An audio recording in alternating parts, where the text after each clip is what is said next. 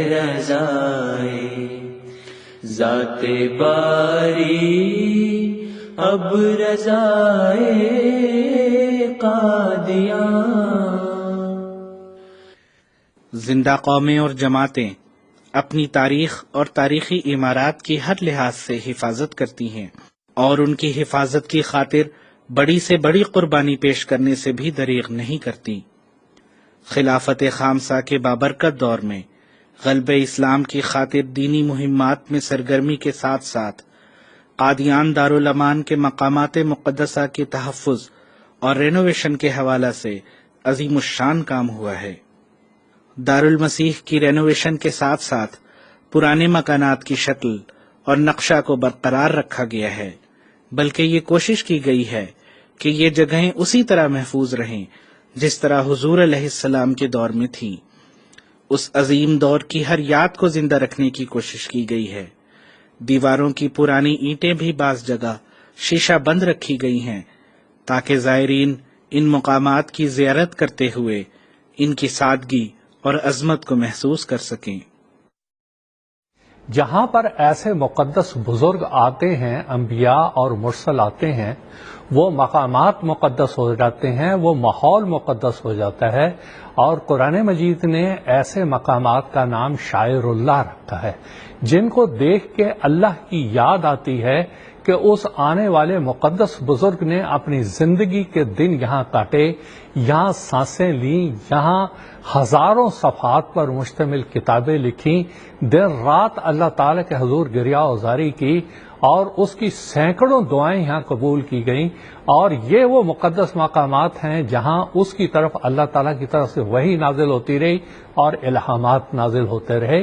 یہاں یہ ایک بات واضح کرنا بھی ضروری ہے کہ ان مقامات مقدسہ اور شاعر اللہ کو بعین ہی جیسے یہ حضرت مسیح موعود علیہ الصلوۃ والسلام کی حیات مبارکہ میں تھیں، اسی طرح ہی ان کو اپنی اصلی حالت پہ رکھا جائے تاکہ وہ یاد اس سے وابستہ ہو۔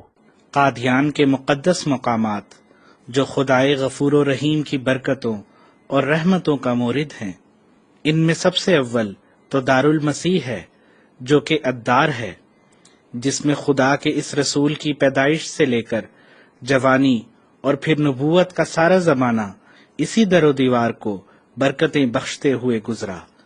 نہ جانے کس کس دروازے سے خدا کے فرشتے اس مقدس کے پاس حاضر ہو کر ان مقامات کو منور و متبرک کرتے ہوں گے۔ دارالمسیح کا یہ وہ کمرہ ہے جہاں حضرت اقدس مسیح موعود علیہ الصلوۃ والسلام کی ولادت باسعادت ہوئی۔ اس کمرے کو رینوویٹ کر کے اس کی اصل حالت میں محفوظ کر لیا گیا ہے۔ بیت الریاضت بھی اسی جگہ ہے جہاں حضرت اقدس مسیح موعود علیہ الصلوۃ والسلام نے الہی اشارات کے تابع 8-9 ماہ کے عرصہ کے روزوں کا مجاہدہ کیا۔ عبادات و ریاضت بھی اسی کمرے میں ہوتی رہیں، اور ان روزوں کے عجائبات کے نتیجہ میں لطیف کشوف ہوئے کہ جن میں گزشتہ انبیاء کی ملاقاتیں اور اولیاء امت سے باتیں ہوئیں، اور عین بیداری کی حالت میں آن حضور صلی اللہ علیہ وسلم کو دیکھا۔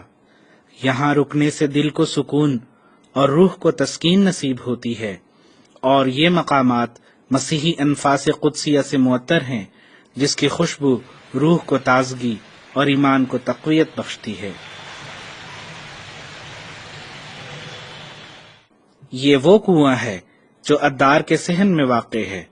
حضرت اقدس مسیح موعود علیہ الصلوۃ والسلام کے زمانہ میں جب آپ کے مخالف رشتہ داروں نے پانی بند کر دیا تھا، اس وقت حضرت اقدس مسیح موعود علیہ الصلوۃ والسلام نے احباب جماعت کو خصوصی مالی قربانی کی تحریک فرمائی اور یہ کنواں کھدوایا۔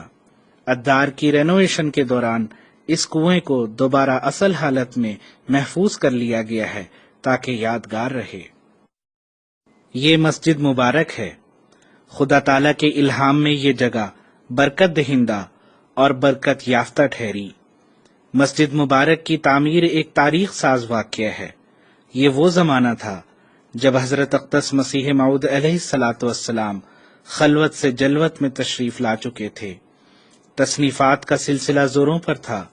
لوگوں کا آپ علیہ السلام کی طرف رجوع ہو رہا تھا۔ اللہ تعالیٰ نے اپنے حکم سے اس مسجد کی بنیاد رکھوانے کا انتظام فرمایا۔ حضرت خلیفۃ المسیح الخامس ایدہ اللہ تعالیٰ بنصرہ العزیز کے بابرکت دور خلافت میں مسجد مبارک کی رینوویشن کی گئی ہے۔ نیز چھت پر جہاں حضرت اقدس مسیح موعود علیہ الصلاۃ والسلام اپنے اصحاب کے ہمراہ تشریف فرما ہوتے تھے، وہاں شاہ نشین کے مقام پر سنگ مرمر کا ایک بینچ رکھا گیا ہے۔ اسی مسجد سے ملحق بیت الفکر موجود ہے، جس کی عظمت اور شوکت کے بارے میں حضور اقدس علیہ الصلاۃ والسلام کو الہام ہوا۔ الم نجعل لک سہولۃ فی کل امر بیت الفکر و بیت الذکر ومن دخلہ کان آمنا۔ پھر اسی مسجد کے قریب ہی وہ حجرہ ہے جو بیت الدعا کے نام سے موسوم ہے، جو حضور علیہ الصلاۃ والسلام نے غلبہ اسلام کے لیے متضرعانہ دعاؤں کی خاطر تعمیر کروایا۔ آج بھی یہ حجرہ اسی شکل میں موجود ہے۔ یہ کمرہ جو مسجد مبارک کے پہلو میں واقع ہے،